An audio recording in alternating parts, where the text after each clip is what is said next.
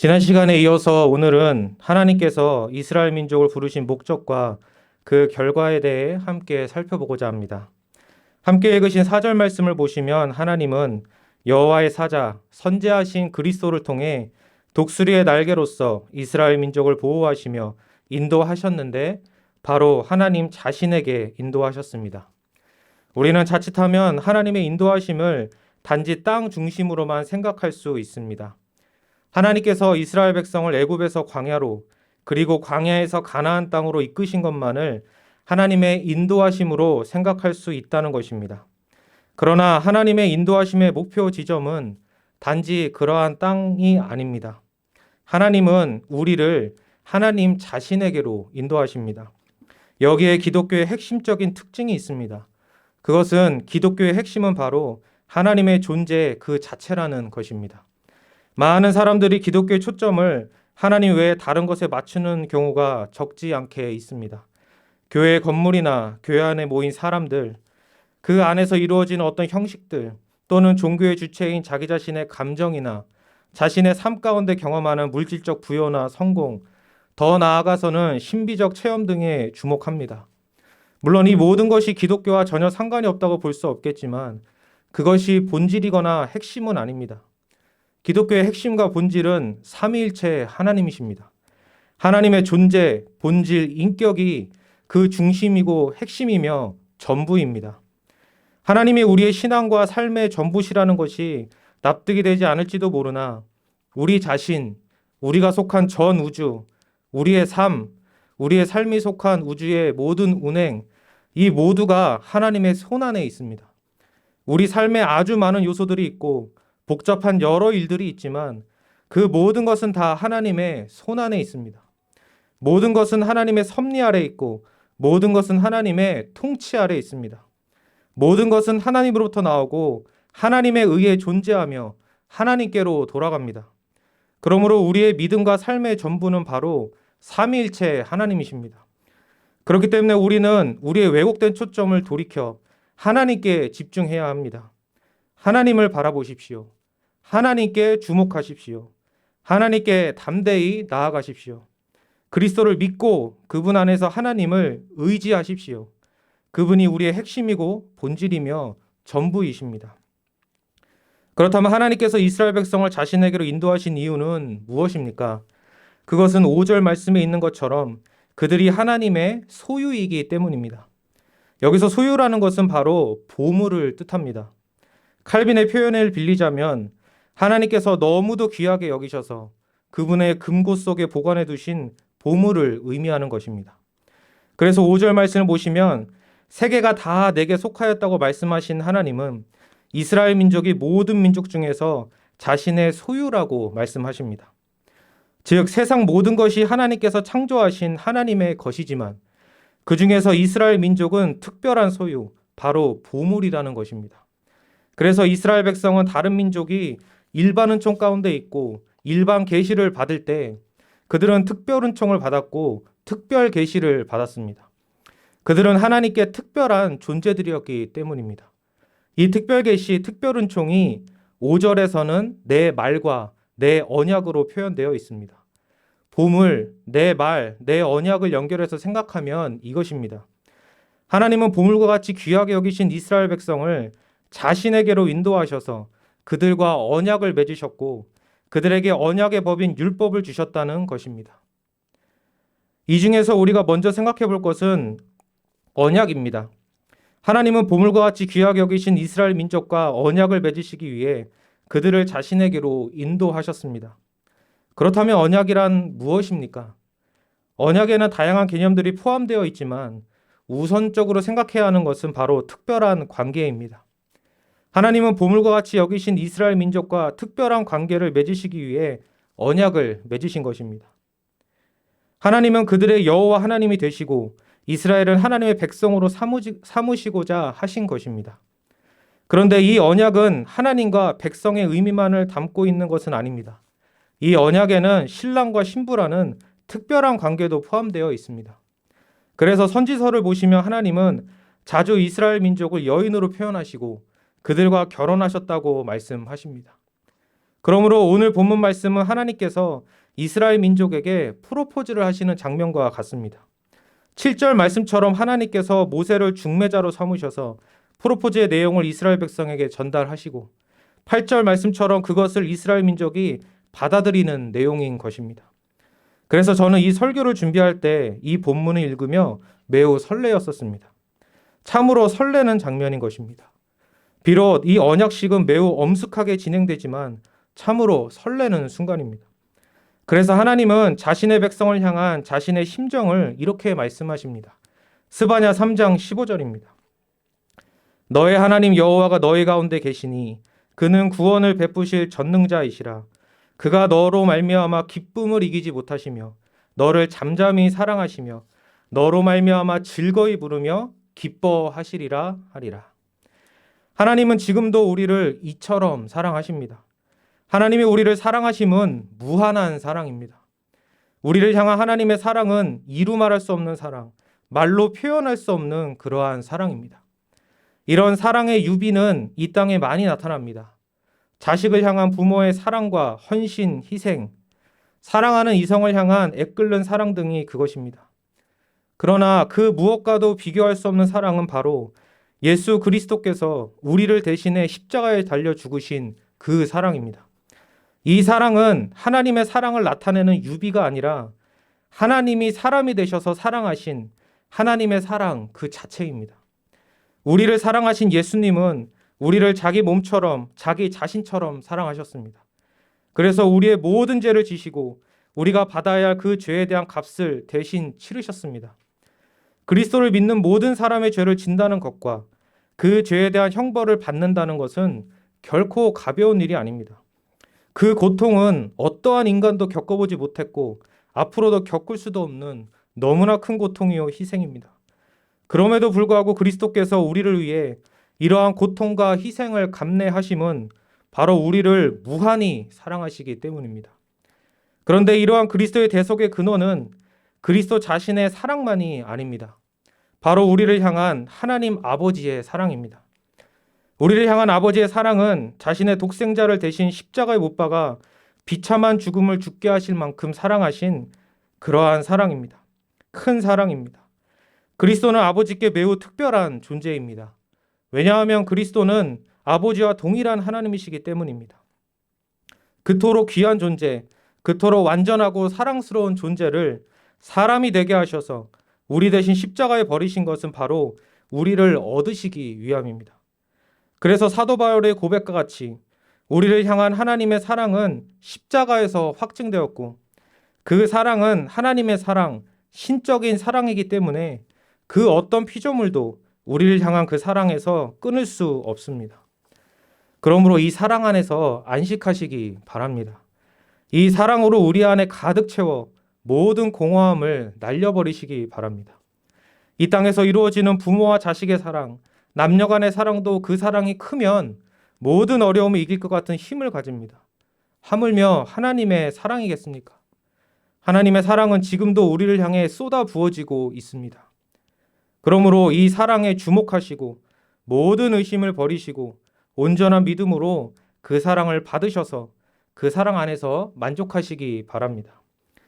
하나님은 보물처럼 귀하게 여기시는 자신의 백성을 자신에게로 인도하셨습니다. 그리고 사랑하는 그들에게 자기 자신을 주시기 위해 그들과 언약을 맺으셨습니다. 그리고 언약을 맺은 자들에게 하나님은 5절 말씀에 나와 있는 것처럼 하나님의 말씀을 주셨습니다. 여기서 하나님의 말씀은 구체적으로 출애굽기 20장에서부터 나오는 십계명을 핵심으로 하는 율법을 가리킵니다. 5절을 보시면 하나님은 이스라엘 민족이 하나님의 말씀과 언약을 지키면 모든 민족 중에 하나님의 소유가 되겠다라고 말씀하십니다. 여기서 우리가 오해하지 말아야 할 것은 율법을 지키는 것이 조건이 되어 언약을 맺으시는 것이 아니라는 것입니다.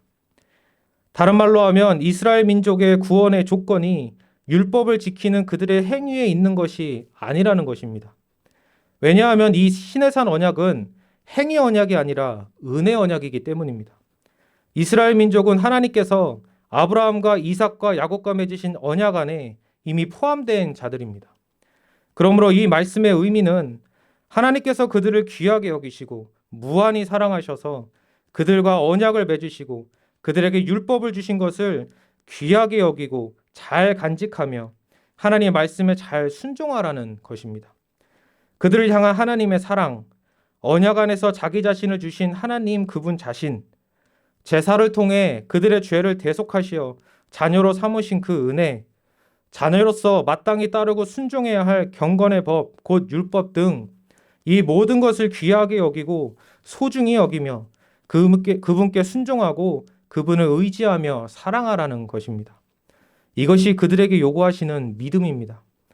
그래서 칼빈은 5절을 주석하면서 다음과 같이 말합니다. 하나님은 이스라엘 사람들이 타락하지 않고 계속 그들의 구원자께 헌신한다면 그들을 축복하심에 있어서 언제나 동일하시고 항상 축복하시리라는 것을 선언하시고 있다. 동시에 하나님은 그들에게 그처럼 관대하신 이유는 그들이 그들을 부르신 그 목적을 끊임없이 열망하도록 하기 위한 것이었음을 그들에게 또한 상기시키시고 있다. 이 칼빈의 주석에서의 핵심은 그들을 축복하심에 있어서 언제나 동일하시고 항상 축복하시리라는 것입니다. 하나님은 죄인에게 온전한 순종을 요구하시지 않습니다. 왜냐하면 그것은 불가능하기 때문입니다. 하나님은 그 온전한 순종을 은혜 언약의 대표이신 예수 그리스도께 요구하십니다. 그리고 하나님은 그리스도께 그 순종을 받으셨습니다. 그 완전한 순종과 그 순종을 받으심을 구약시대 때 제사를 통해 보이셨습니다. 제물이 자신의 전 존재를 불태워 대속할 때 하나님은 그 냄새를 향기로운 향으로 즐거이 받으십니다. 그러므로 우리는 이 5절의 말씀을 오해해서는 안 됩니다. 또한 우리는 언약의 법인 율법에 대해 한 가지 더 생각해 볼 것이 있습니다. 이스라엘 백성에게 하나님의 말씀, 언약의 법인 율법을 주셨다는 것은 하나님이 이스라엘 백성에게 율법을 주심은 그들의 질서를 위함입니다. 자녀로서 삶의 질서, 신정 국가로서의 통치 질서를 위해 주어진 기준이 바로 율법입니다. 하나님은 선하고 거룩하고 의로우신 분입니다. 이것은 하나님의 도덕적 성품입니다. 하나님은 선하신 분으로서 자기 백성을 사랑하셔서 자기 자신을 주십니다. 이를 위해 하나님은 거룩하신 분으로서 자기 자신을 주실 대상과 언약을 맺으셔서 그들을 거룩하게 구별하십니다. 그리고 하나님은 의로우신 분으로서 죄인을 그 언약에 합당한 자로 세우시기 위해 그리스도의 의로 의롭게 여기시고 자녀와 신부라는 법적인 신분을 주십니다. 그리고 이러한 관계와 사랑이 깨지지 않게 하시기 위해 언약의 법을 통해 그 관계의 기준과 질서를 주십니다. 그리하여 이 기준과 질서를 통해 그 거룩한 관계가 유지되며 그리하여 그 사랑이 영원하도록 하십니다. 이처럼 모든 것은 하나님에게서 나오고 하나님으로 말미암고 하나님께로 돌아갑니다. 그러므로 그리스도의 몸인 교회에도 기준과 질서가 있습니다. 사도 바울은 스스로 기준과 질서를 버리고 죄악 가운데 헤매고 있던 고린도 교회에게 하나님은 무질서의 하나님이 아니시니 모든 것을 품위 있게 하고 질서 있게 하라고 말씀하였습니다. 왜냐하면 무질서는 교회의 화평을 깨고 하나됨을 깨기 때문입니다. 그래서 우리 장로교회도 기준과 질서가 있습니다. 우리 장로교 합동측에는 헌법이 있습니다. 그리고 우리 개혁신학에는 교회론이 있습니다. 교회론은 성경이 가르치는 교회에 대한 내용을 종합적이고 체계적으로 정리한 것으로서 교회가 무엇인지, 교회에게 허락된 직분이 무엇이며 그 직분의 질서가 무엇인지, 참된 교회의 표지가 무엇인지, 교회 안에서 허락된 은혜의 방편이 무엇인지를 규정하고 있습니다. 그리고 무엇보다 우리에게는 웨스트민스터 표준 문서가 있습니다. 이 말은 성경이 하나님의 말씀이라는 고백에서 끝나는 것이 아니라 그렇다면 그 말씀이 우리에게 무엇을 가르치는지에 대한 분명한 믿음의 내용이 우리에게 주어져 있다는 것을 의미합니다. 왜냐하면 우리 믿음의 선배들은 이것을 위해 치열하게 고민하며 싸웠기 때문입니다. 영국에서 로마 카톨릭과 성공회가 성경을 자신의 기준대로 왜곡할 때 칼빈의 가르침에 따라 개혁 신학자들이 성경을 바르게 해석하고 규정한 것이 바로 우리에게 계승된 웨스트민스터 표준 문서입니다. 우리 개혁 신학과 장로교가 다른 신학과 다른 교단과 다른 점이 여기에 있습니다. 교회에 속한 사람들은 물론 다는 아니지만 성경을 하나님의 말씀이라고 말합니다. 그리고 강조도 합니다. 그러나 성경을 갖고 자신의 의도대로, 자신이 옳게 여기는 대로 무질서하게 해석하는 경우가 많습니다. 그러나 개혁신학은 성경의 가르침을 바르게 정하여 확정하였습니다. 우리가 개혁신학을 강조하는 것은 여기서 차이가 나는 것입니다. 그러므로 우리는 우리에게 신앙의 유산으로 주어진 그 기준과 질서를 결코 가볍게 여겨서는 안 됩니다. 이 유산은 그리스도께서 성령으로 자신의 몸인 교회를 다스리시며 수많은 그분의 사역자와 성도들을 통해 2000년 동안 쌓아오신 귀한 보물입니다. 몇 달 전 이러한 얘기를 들은 적이 있습니다. 신대원을 나오신 어떤 분이 자신이 3년 동안 신학을 배웠지만 아무 쓸데가 없다라는 것입니다. 방법론이 중요하지 내용은 중요하지 않다는 것입니다. 이러한 그분의 판단은 여러 가지 면에서 위험하고 교만한 판단입니다. 왜냐하면 신학의 역사는 2000년이 넘지만 우리 인생은 많이 살아도 100년을 넘기기 어렵기 때문입니다.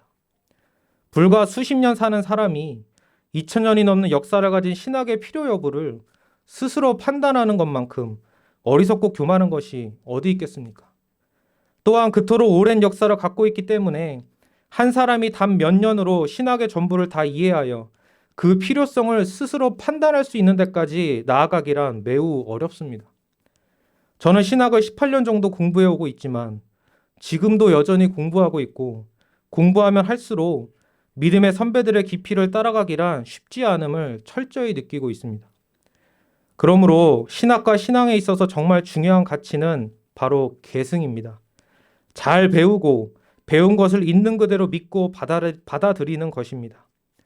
해 아래 새 것이 없듯이 무엇인가 자신의 새로운 신학과 신앙을 만들 수 있다는 착각에서 벗어나야 합니다. 우리의 믿음의 내용은 이미 확정되어 있습니다. 그러므로 그 믿음의 내용을 잘 배워서 그대로 믿고 계승하여 그 깊이를 발견하는 것이 우리의 누림입니다. 우리는 야생에 벌어진 양들이 아닙니다. 양은 스스로 어느 길로 가야 할지 모르고 맹수로부터 자기 자신을 보호할 수도 없습니다. 그렇기 때문에 야생에 버려진 양이 먹고 싶은 대로 먹고 가고 싶은 대로 간다면 그가 먹은 것으로 그가 가는 곳에서 생명을 지키기란 매우 어렵습니다. 그러나 우리는 주님의 울타리 안에 들어와 보호받고 있는 가축과 같은 양입니다. 이스라엘 백성이 광야로 인도받은 것이 말씀으로 양육을 받기 위함이듯이 우리가 양의 우리 안으로 들어온 것은 죄로 인해 죄악된 세상 가운데 방종하던 우리가 이제는 주의 말씀으로 그 기준과 질서 안에서 보호받으며 양육을 받기 위함입니다. 그래서 사도 바울은 디모데후서에서 디모데에게 하나님의 말씀은 우리를 교훈하고 책망하며 바르게 하고 의로 교육하여 하나님의 사람으로 온전하게 하며 모든 선한 일을 행할 능력을 갖추게 한다라고 고백합니다. 오래전 제가 다녔던 교회에서 한 가지 논쟁이 있었습니다. 교회를 다니면서 술을 마셔도 되는지 안 되는지에 대한 것이었습니다. 이 논쟁이 왜 나왔겠습니까? 술을 먹는 것이 성경적으로 옳은지 그른지 허락하는 교회가 있는지 없는지 아니겠습니까? 그런데 그 문제의 핵심은 옳은지 그른지를 판별하여 결론을 내리는 것에 있지 않습니다. 그 문제의 핵심은 아직도 그러한 고민을 하고 있다는 것입니다. 교회를 다니면서도 그것이 옳지 않다는 것을 아직도 인식하지 못하고 있는 것입니다. 신앙의 더 깊은 곳으로 나아가지 못하고 아직도 초보적인 그러한 문제 가운데 헤매며 허덕이고 있는 그 사람의 상태가 문제의 핵심인 것입니다. 그때 그 교회 담임 목사님께서 설교 시간에 이렇게 말씀하셨습니다. 우리 교회는 술을 마시는 것을 그만이 마시고 싶은 사람은 여기서 나가십시오. 장로교 교회 안에 있으면 장로교 교회의 질서를 알고 배워야 하고 개혁신학 안에 있으면 개혁신학을 겸손히 배우고 그대로 믿어야 합니다. 그리스도는 자신의 몸이 더럽혀지고 찢어져 나가는 것을 절대 허락하지 않으십니다. 만일 그렇게 한다면 그 대가는 심히 큽니다. 그러므로 우리는 교회 안에서 교회의 머리이시오 주인이신 그리스도께서 성경과 성령으로 우리를 지도하시는 그 지도를 겸손히 받으며 교회에게 허락하신 화평을 위해 모든 것을 품위 있고 질서 있게 해야 합니다. 하나님께서 사랑하시는 이스라엘 민족을 자신에게로 인도하셔서 언약을 맺으시어 특별한 관계 가운데 두신 결과가 6절에 나타납니다. 그것은 바로 이스라엘의 신분의 변화입니다. 6절을 보시면 하나님은 이스라엘을 내게 대하여 제사장 나라가 되며 라고 말씀하십니다. 여기서 제사장 나라는 제사장과 왕, 제사장들과 왕들로도 볼 수 있습니다. 그래서 베드로전서 2장 9절을 보시면 왕 같은 제사장이라고 말씀합니다. 이스라엘은 얼마 전만 해도 애굽에서 비참한 노예로 살았습니다. 그들의 신분은 노예였고 그들의 성품은 모세오경에 누누이 나타나는 것처럼 불평과 원망이었습니다. 그런데 하나님은 지금 그들의 어떠함과 상관없이 그들의 이전 상태를 완전히 반전시키셔서 그들을 하나님을 섬기는 왕과 제사장으로 세우셨습니다. 그들은 왕으로서 하나님과 함께 온 천지 만물을 다스릴 수 있는 권한을 부여받았고 제사장으로서 지성소에서 하나님 가까이로 나아가 그분을 섬기며 교제할 수 있는 놀라운 신분과 그 신분이 갖는 특권을 부여받았습니다. 하나님은 이 모든 것을 언약 안에서 무료로 선물로 주셨습니다. 이처럼 하나님은 그들을 거룩한 백성으로 구별해 주셨습니다. 하나님은 우리에게도 이러한 은혜를 주셨습니다. 우리는 죄인으로서 하나님께 드릴 어떠한 성과 거룩과 의도 없습니다. 우리는 우리가 봐도 마땅히 벌을 받아야 하는 진노와 분노의 대상입니다. 우리는 운전을 하다가 다른 차가 교통법규 하나만 어기는 것을 봐도 분노합니다. 그런데 하물며 전 존재와 모든 생애를 통해 수없이 하나님의 법을 어기는 우리이겠습니까? 그래서 사도 바울의 고백처럼 우리는 하나님 앞에서 사형수입니다. 그런데 그럼에도 불구하고 하나님은 우리를 무한히 사랑해 주셨습니다. 아무 조건 없이 우리를 사랑해 주셨습니다. 그리고 그리스도 안에서 우리를 선택하셨습니다. 즉 우리의 구원을 이미 창세전에 보장해 주신 것이고 확정하신 것입니다. 그리고 확정하신 그 구원을 그리스도를 통해 친히 이루셨습니다. 그리고 그리스도를 믿게 하셨습니다. 그리스도와 한 몸이 되게 하신 것입니다. 그리하여 그리스도의 모든 것이 우리의 것 되게 하셨습니다. 그래서 우리도 그리스도의 의로 모든 죄를 용서받고 하나님의 자녀라는 신분을 얻었습니다. 하나님은 우리에게 이 놀라운 신분을 선물로 주셨습니다. 교회에서 자주 말해지는 하나님의 자녀라는 이 신분에는 엄청난 힘과 특권이 있습니다. 이 땅에서 그 어떤 신분과 비교할 수 없는 높은 신분이며 그 어떤 신분과도 비교할 수 없는 특권을 갖고 있는 그러한 신분입니다. 이 신분 안에서는 그 어떤 것과도 비교할 수 없는 하나님이 주시는 혜택이 있습니다. 그것이 바로 영생입니다. 이처럼 엄청난 신분이 선물로 우리에게 주어졌습니다. 그러므로 우리에게 부여된 이 선물을 가벼이 여기지 마시고 귀하게 여기시기 바랍니다. 우리에게 주어진 이 신분을 통해 우리는 물론 겸손해야 하지만 또한 누구보다 당당하고 담대할 수 있습니다. 마지막으로 그렇다면 하나님께서 우리에게 이 귀한 신분을 선물로 주신 이유는 무엇일까요? 그것은 우리를 책임져 주시기 위함입니다.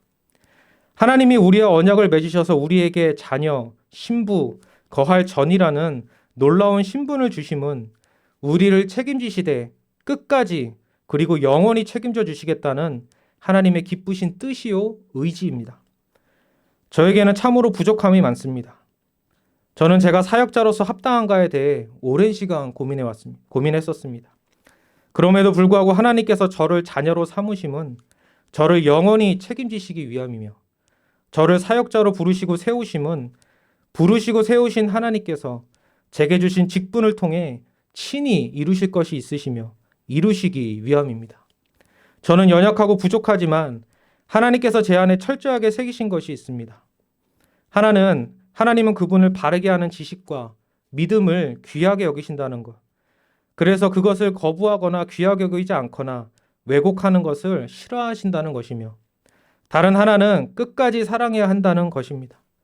모든 사람이 손가락질하고 죽일 듯이 비판하며 달려드는 그 사람에게 손을 내밀어 줄 수 있는 성도요 사역자가 되어야 한다는 것입니다. 그리고 또 다른 하나는 신앙과 삶 그리고 교회에서 하나님께서 세우신 질서가 있다는 것입니다.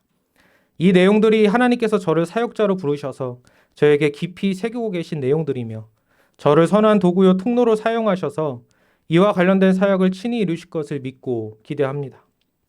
하나님께서는 우리 모두를 부르셨습니다. 그리고 하나님의 자녀라는 귀한 신분과 하나님께서 원하시는 역할과 은사를 우리 각자에게 주셨습니다. 왜냐하면 우리를 끝까지 책임지시기 위함이며 우리를 통해 친히 이루실 것이 있으시고 이루시기 위함입니다.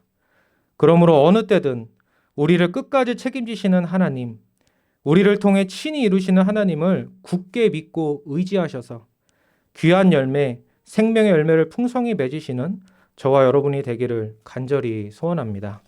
기도하시겠습니다. 거룩하고 자비로우신 하나님 아버지 감사합니다.